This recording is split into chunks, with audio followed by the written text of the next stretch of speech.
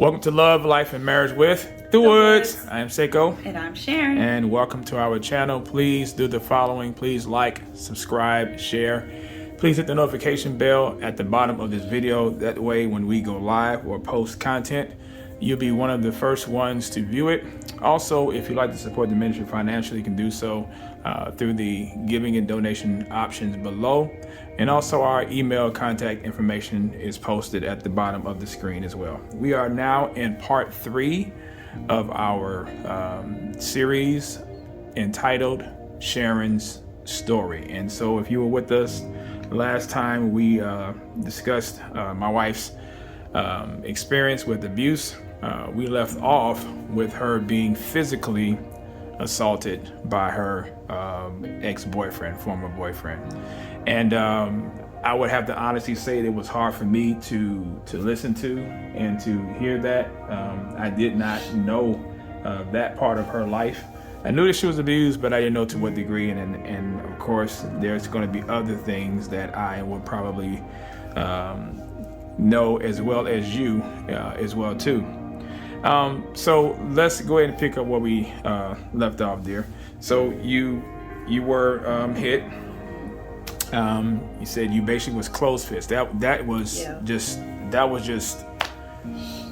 I can't imagine. I can't imagine even any man just first of all slapping a person, slapping a woman, but taking a closed fist as a man, as a young man, or just as a male, and striking and hitting a woman, especially you, across the face. So you mentioned last time that you were in the car and your shirt or your shirt or blouse or whatever you're wearing was bleeding. Yeah. What was going through your mind at the time? I mean, what happened?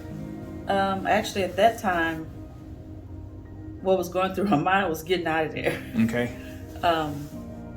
And I recall, speeding off, after all that happened. I left and went home, drove home, and I think we talked about briefly my dad seeing me that way. And he asked me, did he hit me? And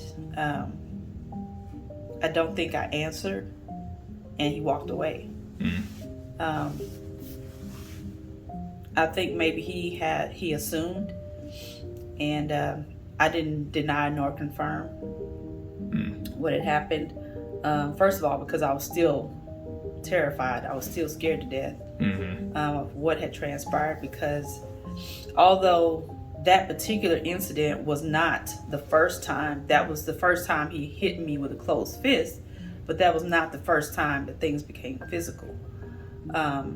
And I don't know if I mentioned it in the last video, that the first time was when he grabbed my hair, and I didn't realize until I got home, but like a plug of my hair just came out. What caused him to do that? I mean, you say so he grabbed your hair and a plug, and I mean, what? Not that it's a justification for it at all, but what was the the cause? What was the impetus of this? I don't remember what the argument was or what the disagreement was at that time. Either that or I said something that he didn't like, because he was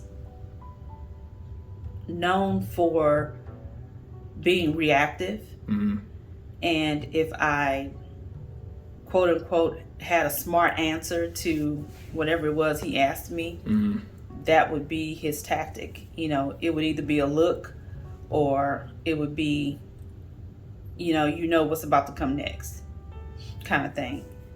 And I think it was all a tactic to instill fear in me, and it did. It did. So you mentioned that when he had hit you and you tried to get away, and your dad asked you did he hit you? You said you didn't say anything, but did you mention anything about being in an accident or something like that, or what was the? Actually, that happened at work, because I had to go to work the next day. Oh, okay. With a busted lip. Okay. And they were asking me, what happened, because it was so noticeable. They were asking me what happened, And I told him I made up this long, drawn-out story about me having an accident and that I hit my mouth on the steering wheel, which I don't know how that would happen, but it did. I said it did anyway. So you have basically visible marks on your face. Mm-hmm. Yeah. Busted lip. Was it Yeah. a swollen lip or just a cut? No, it was swollen. It was swollen lip. Yeah. And he was the only male in your life that has ever put his hands on you? Ever. Yep. Not even your father had done nothing like that. Never. My father was never abusive to me. Yeah. I mean, we have 4 girls, and I couldn't imagine something like that even occurring or happening to one of ours. And me knowing the kind of man your dad was, I'm just surprised that he didn't, take matters into his own hands. Why do you think that was? I mean, why do you think did he ever want to get involved, or did he? I mean, what was his mentality or mindset? I mean, when you think about the parents from that era, the parents that were born in the 30s,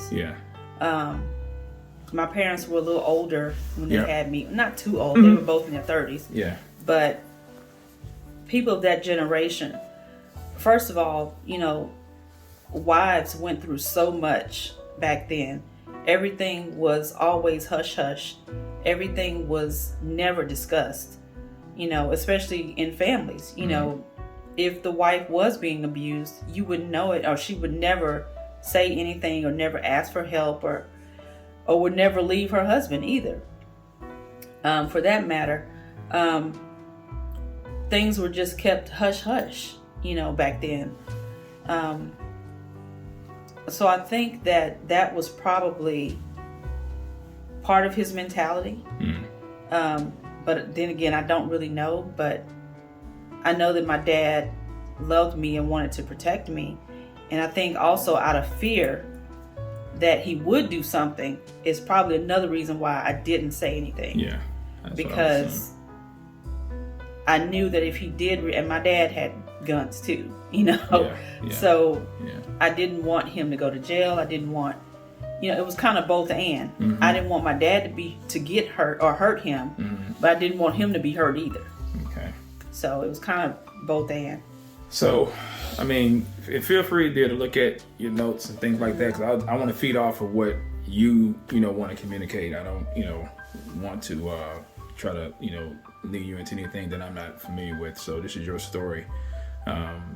Anyway, but I'm just here to, I guess just ask questions or even clarify some things, because women have already reached out to you just in the first video that you've done, and I know as these conversations and experiences that you are sharing with the world progress, they're going to be much more. Even with the fact with the physical abuse, you said, I believe you remember telling me, things became even worse. And so what became worse? Him pulling your hair, pulling a plug out of your hair. I mean, and I would assume, and just tell me, did you have a headache as well when that? I did. I remember that my head was hurting after the fact, and I want to say that somehow, when he grabbed me or grabbed my hair, my head hit the piano.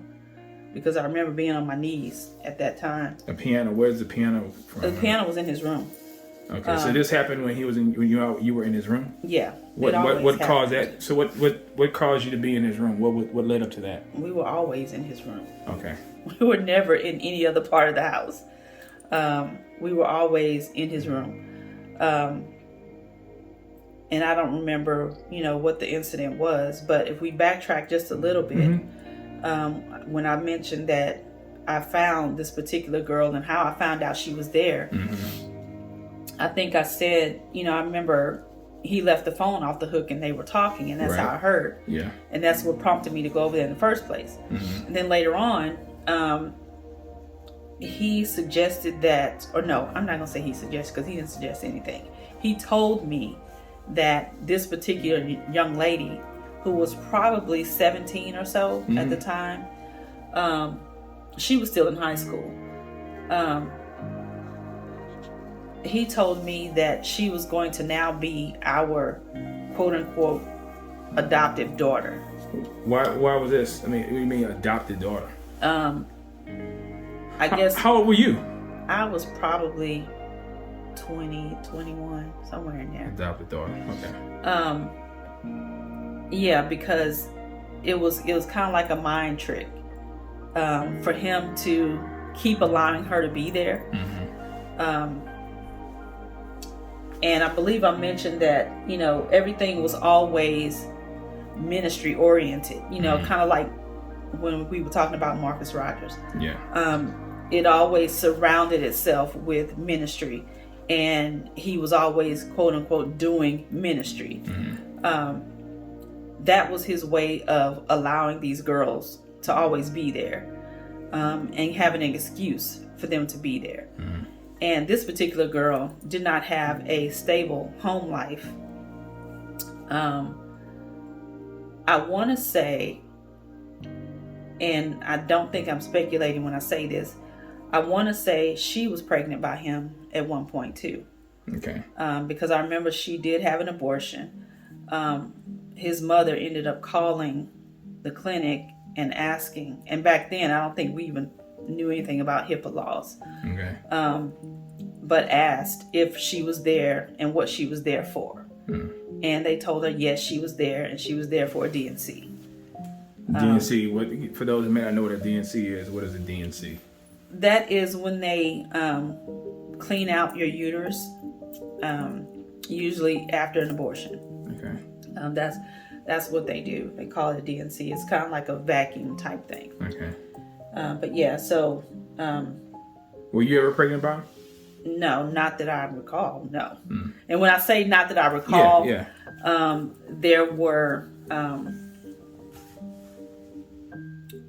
there was an instance where I thought maybe I was, but that turned out not to be. So thank God for that. But anyway, so yeah, we played this whole charade of this girl being our quote unquote daughter. She was another person I would always have to go pick up. Okay, you said, okay, I'm confused now. So another person. So I remember the last video we were talking about. So this is another girl. She wasn't in the relationship though, and not that I knew of per se. He never admitted to being with this girl, but I'm sure that he was with her. Okay, so this is the third woman then. Yes, this is another girl, another young lady. Okay. Because there were always these late night recording sessions. He had a lot of recording equipment in his room. Again, as I said, he was always in his room. A lot of stuff happened in his room. Okay. So yeah, that's how that went down. All right. So I guess let's talk about the control thing, because you had mentioned about, you know, after the physical abuse, things got much worse. Yeah. So can you elaborate on that? It got to a point to where he would just call, and it didn't matter what time it was.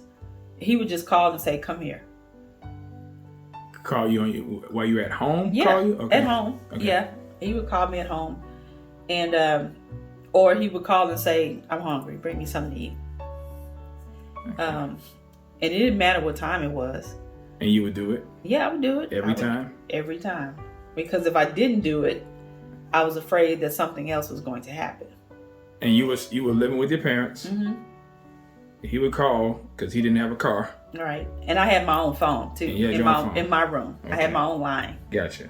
So that's how he was able to call me and make these demands, so to speak, of me. Were there times where you were maybe out with friends or doing other things and you would get a call? No. I mean, did you have a cell phone? No, not yet. Not yet. Okay. No. Okay. All right. Were there times where you were away and you didn't answer, and you know, let's say if he called you and you didn't answer the phone, was that a problem? Oh yeah, there was a whole interrogation after that. You know, if I didn't answer the phone, where were you? What were you doing? You know, you need to pick up the phone when I call. You know, that kind of thing. That was constant. That was all the time. I want to fast forward to something. I mean, you just mentioned that. Remember when we were dating and I played a joke on you and I acted like I was mad and I said, where were you? What were you doing? And you said, you was like, what? And I said, what are you doing? You know, why you didn't? And this was a time where I think we had cell phones, something to that effect. But nonetheless, you were pissed. Yeah, you called me on my home phone. Called you? Okay. It was my home phone. Yeah. Okay. So tell the viewers what transpired with that, if you can recall. But I do remember I recall it. Okay, go ahead. That was a trigger for me. A trigger. Okay. It triggered me like that when you said those words. Tell the people what I said. Yeah. You asked me just those questions. You asked me, where were you? Why you didn't answer the phone? You need to answer the phone when I call. And right then and there, I snapped. Tell the people what you said. Ew. I don't know if I can. I'm pretty sure I said, who the blank are you talking to? Yeah, you said don't do that ish again. Yeah. I did. Because it was something like, don't do that ish again. Some to that effect, and the meet, I was like, dang, I just was playing. You like, don't play like that. Don't play with me like that. Don't play with me like that. I don't play that ish. I did. And by the way, y'all, all this was pre salvation. This was before we got married. This is pre-Christ, but nonetheless, anyway. I went completely left. Yeah. And for the record, I didn't know that that's what she. I didn't know that she even had that, but whatever that was like a moment for her, and it just like the pause came out. Yeah.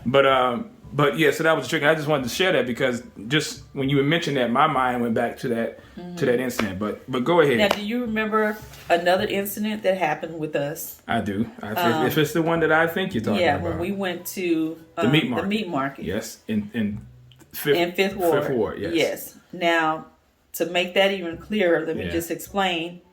This person lived in Fifth Ward. Yep. And was down the street from the meat market that we went to. I immediately got nervous. You had a panic attack. Just being in the neighborhood. You had a panic attack. Yes. We didn't even recognize what that was, but I didn't know what that was back then. I didn't know what you call it. Right. All I know is that I was having a hard time breathing. My heart was racing.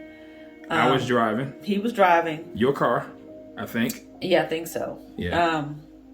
And just being in the area freaked me out.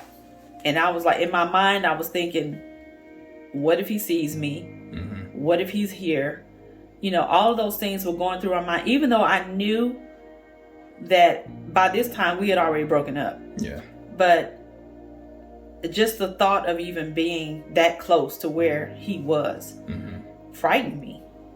But then it was your idea to go to the meat market. It probably was. Yeah, because I knew nothing about Fifth Ward. I knew nothing about the neighborhood. It was a meat market you wanted to go to, and I remember we pulled up at the meat market, and you just, it was I lost it. It was one of those moments where I say, okay, either I'm gonna have to leave, or this girl's gonna either get out of the car and she's gonna run. That's how bad it was, because you were shaking and crying, and I asked you. I said, what's going on? What's wrong? You're like, we gotta go. We just gotta leave. I can't do this. And I said, do what? And then I'm getting frustrated. I'm like, okay, do what? You wanted to come here. What's wrong? Yeah. And you said, he might be here. He might be. I said, he who? And you was like, I said, and I think I said, man, if that. I did say that. I said that. I did. And I said, no, we're not. You just said the name too. I did? Yeah, you did. Well, there's many of them out there, so we'll figure it out. We'll that's okay. We'll edit that part. But nonetheless, this was a moment for you where you just basically you just panicked, and it was a hard experience.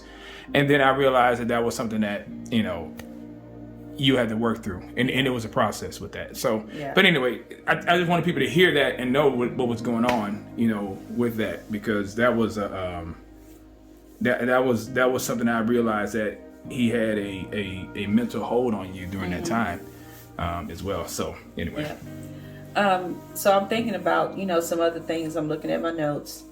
It was the whole I'm talking about the control issue was, if you love me, you'll do this. Now, I remember I said that nobody in the household had a car. Right. Except me. Yeah. And I didn't even live there. I might as well have lived there because I was always there. Always there, okay. But I would get up earlier in the morning to go pick up his mother, take his mother to work, and then drive myself to work. Wow. And she was a teacher, so she had to be at work early. So there was no... Now, every now and again, she would catch the bus, but for the most part, I was their personal chauffeur. So anytime they need to go to the store, it was me. Anytime, she needed to go to work, it was me. Taking her there and picking her up, it was me.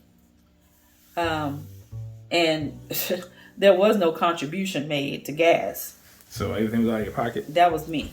Okay. Yeah.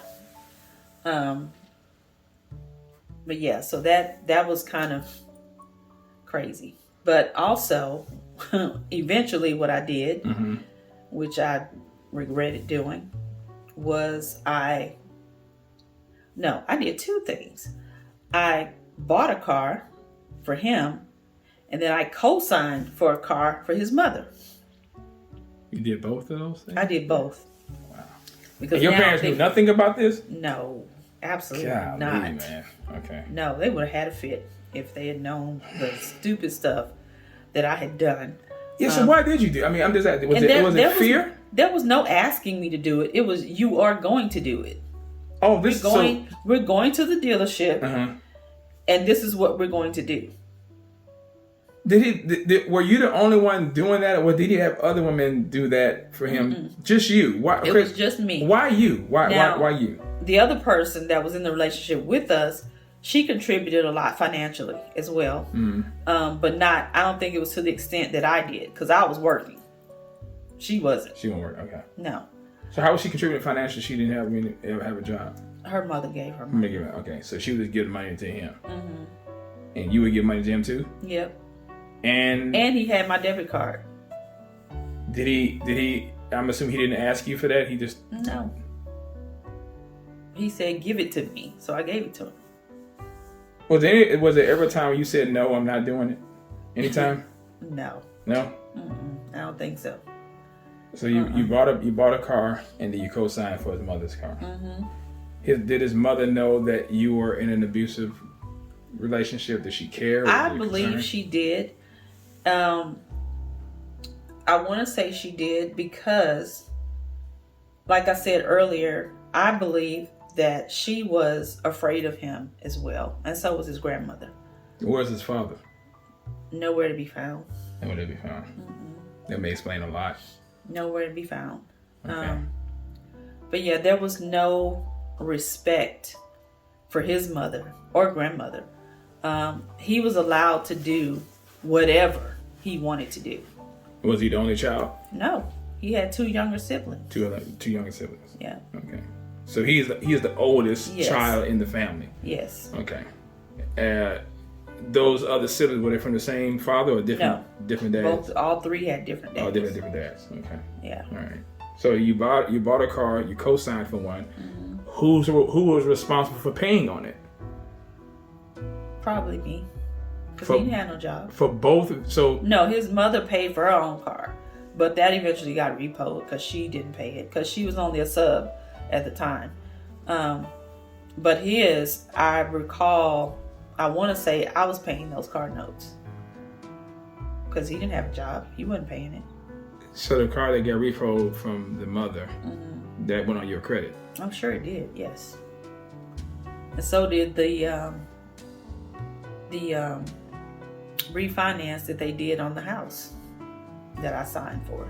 You signed for a house? Remodeling the house. Yeah, the house was tremendously old. It was his great-grandmother's house.